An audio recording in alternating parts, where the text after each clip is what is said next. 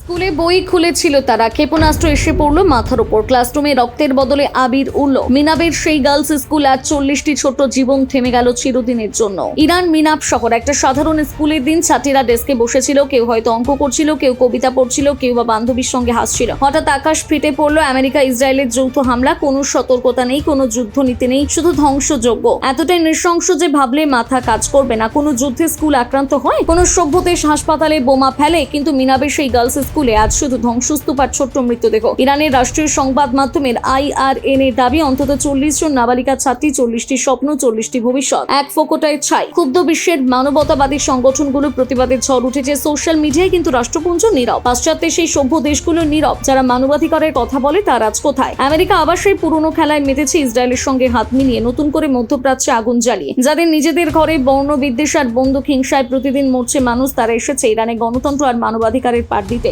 আরে ভাই, আগে নিজের সামলা। কিন্তু প্রশ্ন হলো, এই যুদ্ধে কার লাভ? যে ছাত্রীরা মরল তারা কি কোনো সামরিক ঘাঁটিতে ছিল, নাকি তাদের অপরাধ ছিল শুধু এই যে তারা মেয়ে, তারা পড়তে চেয়েছিল, ভবিষ্যৎ গড়তে চেয়েছিল? বিশ্ব কি এতটাই অন্ধকার হয়ে গেছে যে স্কুলে বোমা পড়লেও চোখ বন্ধ করে থাকবে? নাকি এই তেলের লোভ আর ভূ রাজনৈতিক খেলায় মানবতা আজ শুধু একটা শব্দ মাত্র? এই সমাজ কোথায় যাচ্ছে? নাকি আমরা শুধু দেখবো, লিখবো, ভুলে যাবো পরের খবরের অপেক্ষায়? নিজের চরকায় তেল দিন, কিন্তু এবার ভাবুন ওই 40টি মায়ের কি হাল, যাদের কোল আজ শূন্য।